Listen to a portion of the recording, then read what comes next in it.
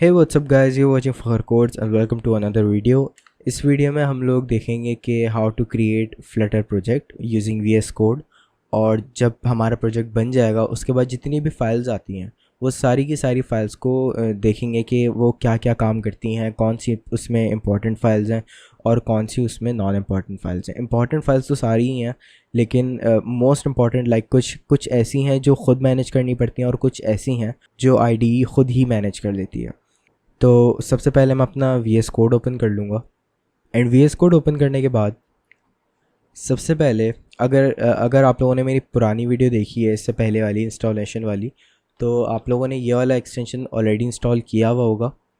लेकिन अगर आप लोगों ने नहीं किया है तो आप लोगों को फ्लटर करना ज़रूरी है।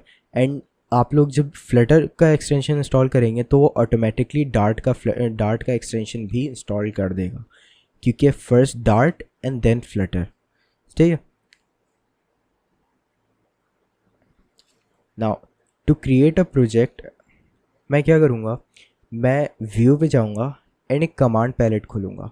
कमांड पैलेट को खोलने का Ctrl+Shift+P यहाँ पे मेरे पास शो कर रहा है, तो इस तरह से भी खोल सकते हैं या तो आप लोग अगर चाहें तो यहाँ से भी खोल सकते हैं। तो मैं इधर से खोलूँगा एंड इसमें लिखूँगा सिर्फ फ्लटर लिखने के बाद मेरे पास 3 ऑप्शन आ रहे हैं। The first one is new project, यानी कि अगर मुझे अभी जो वीडियो का टॉपिक है कि मुझे न्यू प्रोजेक्ट बनाना है तो मैं न्यू प्रोजेक्ट पे क्लिक करूँगा। अगर मुझे देखना है कि फॉर एग्जांपल मेरा फ्लटर कुछ एरर शो कर रहा है मेरे पास या वर्क सही तरह नहीं कर रहा, तो फ्लटर डॉक्टर की जो कमांड हम लोग कमांड प्रॉम्प्ट पे जाकर रन करते थे वो हम लोग यहाँ से भी रन कर सकते हैं। एंड देन फ्लटर अपग्रेड से क्या होगा कि फॉर एग्जांपल अगर मैंने अभी फॉर एग्जांपल लास्ट वीडियो में मैंने दिखाया था कि मैंने 3.13.2 वर्जन इंस्टॉल किया है, देन अगर कोई अपडेट आती है मेरे पास फ्लटर की तो मैं इस वाले ऑप्शन को सिलेक्ट करूँगा एंड देन वो ऑटोमेटिकली अपडेट करना स्टार्ट कर देगा। नाउ अभी मैं इसको न्यू प्रोजेक्ट को सिलेक्ट करूँगा एंड यहाँ पे मुझे ये मेरे पास कुछ ऑप्शंस दिखा रहे हैं, applications, empty application, skeleton application, module, package, plugin.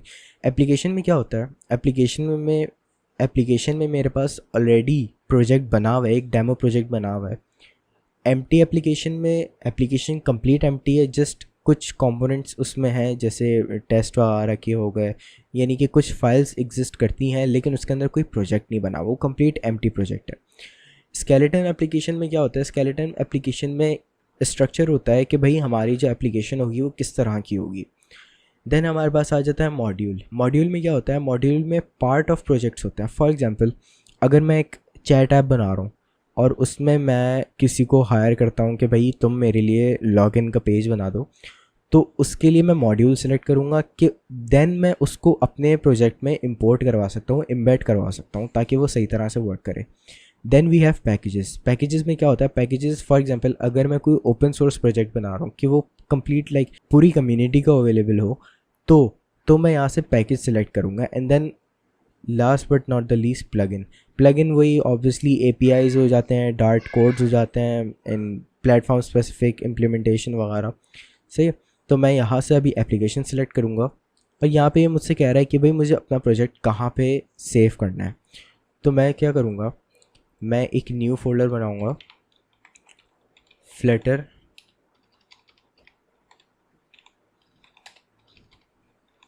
Projects के नाम से, एंटर, और इसको select folder to create the project in. अब ये मुझे पूछ रहा है कि भाई मैं अपने फ्लटर की जो प्रोजेक्ट अभी मैं बना रहा हूँ उसका क्या नाम रखूँगा। बाय डिफ़ॉल्ट फ्लटर एप्लीकेशन 1 होगा, आप लोग इसको कुछ भी कर सकते, लेकिन 2 रिक्वायरमेंट है। द फर्स्ट वन इज़ कि कोई भी लेटर कैपिटलाइज नहीं होना चाहिए, यानी कि कोई भी अपर केस में नहीं होना चाहिए। एंड द सेकंड इज़ कि जो लेटर्स है ना उनके बीच में स्पेसिंग नहीं होनी चाहिए। फॉर एग्जांपल यहाँ पे मेरे पास एप्लीकेशन 1 लिखा हुआ है, मैं स्पेस नहीं दे सकता, मैं इसको अंडरस्कोर से ही ओवरकम कर सकता हूँ ताकि ये मेरे पास एरर शो ना करे और एक तरह से स्पेस का भी काम हो जाए। तो मैं यहाँ पे एंटर कर दूँगा तो मेरे पास यहाँ पे प्रोजेक्ट पूरा बन जाएगा और यहाँ पे ये सारी की सारी फाइल्स मेरे पास बन चुकी हैं। ये अभी भी इनिशियलाइज़ कर रहा है, फाइल्स को लोड कर रहा है।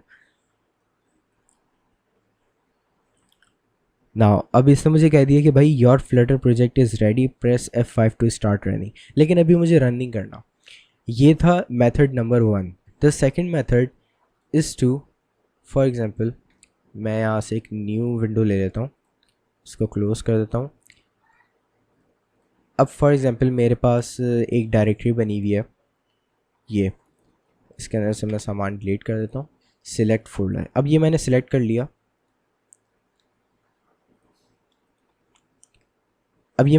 लिया। तो अब उस मेथड के अलावा मैं किस तरह VS कोड के थ्रू मैं प्रोजेक्ट बना सकता हूँ, वो इस तरह कि मैं अपने न्यू टर्मिनल सेलेक्ट करूँगा, जिससे मेरा एक टर्मिनल खुल जाएगा। देन मैं क्या करूँगा, मैं लिखूँगा फ्लटर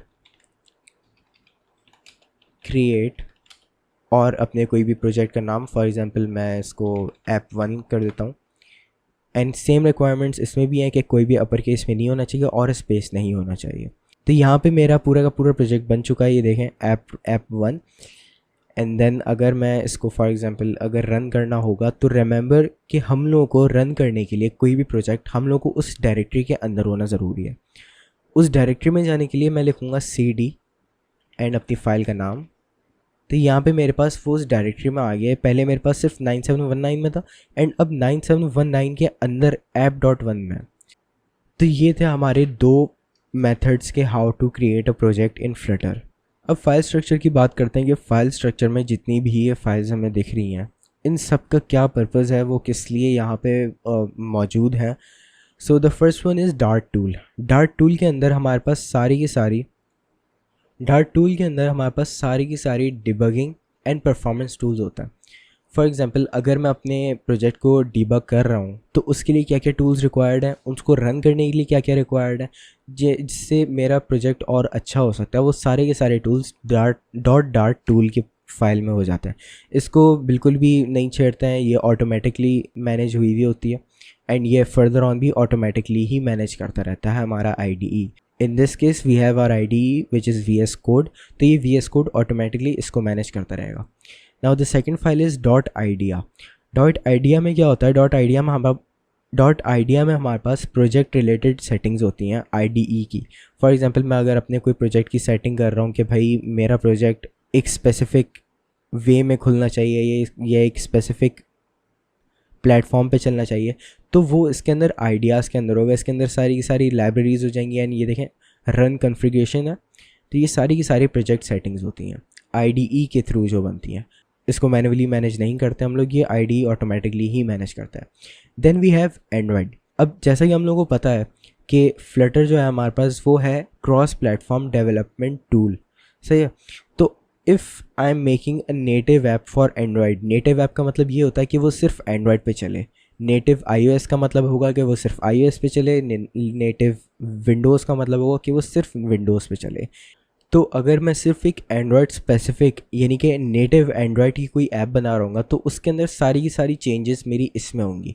अब आगे जाके मैं एक चीज़ क्लियर कर दूंगा आप लोगों को, हो सकता है आप लोगों को एक कन्फ्यूजन हो रही हो, ये मैं आगे जाके अभी कन्फ्यूजन क्लियर करता हूँ। एंड देन सेम एज जिस तरह हमारे पास iOS नेटिव iOS के लिए थी कि मतलब मैं अगर सिर्फ एंड्रॉयड के लिए डेवलपमेंट करना चाह रहा हूँ तो सिर्फ मैं एंड्रॉयड को यूज़ करूँगा, सेम एज iOS भी है। एंड देन वी हैव लिब का फुल फॉर्म ऑब्वियसली सबको पता है, लाइब्रेरी। तो लाइब्रेरी में क्या होता है, लाइब्रेरी में हमारे पास मेन फोल्डर होता है। This is the most important folder, यानी कि हम लोग जितना भी पूरा का पूरा प्रोजेक्ट बनाएंगे वो पूरी की पूरे प्रोजेक्ट की डायरेक्टरी लाइब्रेरी फोल्डर में यानी कि लिब फोल्डर में होगी। इनिशियली लिब फोल्डर में हमारे पास main.dart ही होगी जो कि एक एंट्री पॉइंट है हमारी एप्लीकेशन का, लेकिन as we move further on हम लोग इसमें कुछ कंपोनेंट्स इंट्रोड्यूस करवाएंगे, कंपोनेंट्स होगा, फीचर्स वगैरह होगा, तो उसके लिए एक अलग से फाइल बनती है जिसकी वजह से हम लोग उसको अपने main.dart में एक्सेस करेंगे। Now the second one is Linux. Again अगर मैं एक नेटिव लिनक्स ऐप बना रहा हूँ जो कि सिर्फ लिनक्स पे चलनी चाहिए तो उसके लिए मेरे पास ये लिनक्स का फोल्डर है। Then we have Mac OS, native Mac OS, and then we have test. Test का क्या मतलब होता है, there are two types of testings, manual testing and automation testing. अभी इस फोल्डर के अंदर एक बेसिक कॉन्सेप्ट ये समझ लें कि इसके अंदर सारी की सारी टेस्टिंग्स होती हैं। फॉर एग्जांपल भले से मैनुअल हो गई या ऑटोमेटेड हो गई, इसके अंदर सारी की सारी टेस्टिंग होती है। हम लोग इसको आगे जाके और ज़्यादा डिटेल में पढ़ेंगे, देन सारे के सारे डाउट्स आपके क्लियर हो जाएंगे। अच्छा, ये जो लिब फोल्डर है main.dart, ये मैंने आप लोगों को बताया कि इसके अंदर सारा का सारा प्रोजेक्ट का काम होगा, लेकिन ये जो एंड्रॉयड है, फॉर एग्जांपल अगर मैं एक क्रॉस प्लेटफॉर्म ऐप बना रहा हूँ, फॉर एग्ज़ाम्पल मैं एक ऐप बना रहा हूँ और मैं चाहता हूँ कि जब एंड्रॉयड पे वो ऐप खुले तो एक एंड्रॉयड का लोगो आए, लेकिन जब iOS पे खुले वो ऐप तो एक एप्पल का लोगो आए। तो मैं क्या करूँगा, मैं अपनी मेन डार्ट में नॉर्मल कॉन्फ़िगरेशन करूँगा, नॉर्मल कोड टाइप करूँगा, नॉर्मल एप्लीकेशन बनाऊँगा। लेकिन जो एंड्रॉयड है ना, एंड्रॉयड में मैं अपने पास एक अलग से सेटिंग कर दूँगा, एक अलग से उसको कमांड्स दे दूँगा कि भाई एंड्रॉयड में जब खुलो तो एंड्रॉयड का लोगो शो हो, जब iOS में खुलो तो iOS का लोगो शो हो। Then we have web again native web apps, and then native windows apps. then we have git ignore क्या करता है, अगर आप लोगों ने वर्जन कंट्रोल सिस्टम पढ़ा हो, यानी कि गिटहब का तो नाम सब नहीं सुना होगा। तो अगर मैं गिटहब यूज़ कर रहा हूँ एंड मैं चाहता हूँ कि कोई सी फाइल्स मैं इग्नोर करवाऊँ, फॉर एग्ज़ाम्पल मेरे पास ये रीडमी की फ़ाइल है, या कोई भी फॉर एग्ज़ाम्पल मेरे पास डेमो की ये फ़ाइल है। अब मैं नहीं चाहता कि जो डेमो की फ़ाइल है ये मेरे पास गिटहब पे अपलोड हो। इसके अंदर मैंने कुछ नोट्स रखे हुए हैं या कुछ फ्यूचर चेंजेस रखी हुई हैं कि भाई इसके अंदर मुझे क्या क्या करनी है। तो मैं ये नहीं चाहता कि मैं इस फाइल को अपलोड करूँ गिटहब पे। तो मैं क्या करूँगा, मैं गिट इग्नोर में जाके इस फाइल को मेंशन कर दूँगा, तो वो गिट से इग्नोर कर देगी, यानी कि इस फाइल को एक्सक्लूड करके बाकी सारी की सारी फाइल्स अपलोड कर देगी। Then we have meta data as the name suggest, data related data. तो it contains a data that Flutter tools uses. सही है, यानी कि फ्लटर के जितने भी टूल्स हैं उनको इनिशियलाइज़ करना है, उनको डिक्लेयर करना है या कुछ भी करना है, तो उन सब का डेटा इस मेटा डेटा की फ़ाइल के अंदर होगा, और ये भी ऑटोमेटिकली मॉडिफाइड होती है, इसको कुछ मैनेज करने की ज़रूरत नहीं है, it manages on its own. Then we have analysis option YAML file. Analysis option YAML file क्या करती है, ये जब भी कभी हम लोग कोड को डिबग करते हैं या कोड को रन करते हैं तो ये फाइल स्कैन करती है, इट चेक्स फॉर एरर्स। ये देखो यहाँ पे लिखा हुआ है ना, this file configures the analyser which statically analyses Dart code to check for errors. यानी कि अगर मैं कोई से प्रोजेक्ट में मैंने गलत काम कर दिया, मैंने कोई ब्रैकेट नहीं लगाया, तो वो मुझे इस फाइल के थ्रू, यानी कि इस फाइल की हेल्प से मुझे अपनी मेन फाइल में दिख जाएगा कि भाई मेरे पास इस चीज़ में ये मसला है, यहाँ पे मैंने ब्रैकेट नहीं लगाया, यहाँ पे मैंने कॉमा नहीं लगाया, and so on. Then we have app1 IML file. IML file app1 मेरे प्रोजेक्ट का नाम है तो इसलिए app1 आ रहा है। ये क्या करती है, ये जितनी भी मॉड्यूल्स होती हैं ना मेरे पास, उन सब की कन्फिग्रेशन रखती है। यानी कि फॉर एग्जांपल मैं अगर मल्टीपल फ्रेमवर्क्स यूज़ कर रहा हूँ अपने एक प्रोजेक्ट में, तो उन सारे के सारे प्रोजेक्ट को, उन सारे के सारे फ्रेमवर्क्स को कंबाइन करके वो एक सिंगल प्रोजेक्ट में इनिशियलाइज करने में हेल्प करती है। Then we have pubspec.log folder. pubspec.log folder को समझने से पहले हम लोग pubspec YAML पढ़ लेंगे। तो इसका pubspec.yaml फोल्डर में ये होता है कि इसके अंदर मैं जितने भी फॉन्ट चेंजेस करूँगा, फॉर एग्जांपल मैंने अगर एक कंटेनर बनाया और उसके अंदर मैंने कुछ चेंजेस कर दी, फॉन्ट्स डाल दिए, फॉन्ट स्टाइलिंग कर दी, लाइब्रेरी बना दी मैंने, तो उन सब की जितनी भी चेंजेस होंगी, जितनी भी स्टाइलिंग होगी, जितनी भी मेरी लाइब्रेरीज होंगी, उन सब की डिक्लेरेशन इस फोल्डर में होगी, pubspec.yaml फोल्डर में। और कोई भी चेंजेस करने के बाद pub स्पेस गेट कॉल लिखना बहुत इंपॉर्टेंट होता है, ये हम लोग आगे जाके डिटेल में पढ़ लेंगे। तो इन शॉर्ट जितने भी एसेट्स होते हैं, रिसोर्सेज होती हैं हमारे पास, कन्फिग्स होते हैं प्रोजेक्ट के, वो सारे के सारे इस फोल्डर के अंदर आके मैनेज होता है। Now back to pubspec.log file. pubspec.log file helper file है इस फाइल की। It completely depend on YAML file. It is for maintenance, कि फॉर एग्जांपल मेरा जो वर्जन है वो क्रॉस प्लेटफॉर्म जब बन रहा है तो वो हर एक डिवाइस पे स्टेबल है या नहीं, वो हर एक डिवाइस पे सही काम कर रहा है एज आई एक्सपेक्टेड या नहीं। इट इज़ ऑटोमेटिकली मैनेज, तो हम लोग को इसको मैनेज करने की ज़रूरत नहीं है। Then last but not the least we have this readme.file। readme.file obviously हर एक फोल्डर को, कोई भी अगर हम लोग ऑनलाइन हम लोग प्रोजेक्ट डाउनलोड करते हैं तो उसके अंदर हमें एक रीडमी फाइल मिलती है कि उसके अंदर इंस्ट्रक्शंस लिखी हुई होती हैं कि भाई अगर मेरा ये प्रोजेक्ट है तो मैं इसको किस तरह से रन करूँगा, उसके फीचर्स क्या हैं, उसको अगर वो फ्री प्रोजेक्ट है तो उसको पेड वर्जन किस तरह से ख़रीद सकते हैं, एंड सो ऑन। तो सेम एज़ रीडमी फाइल में भी यही होता है कि इसके अंदर लिखा हुआ है a new Flutter project, this project is starting point for Flutter application. यानी कि ये बिल्कुल कंप्लीट इनिशियल प्रोजेक्ट है, ये बिल्कुल अभी अभी मैंने बनाया है एंड इसके अंदर अभी कोई भी काम नहीं हुआ हुआ।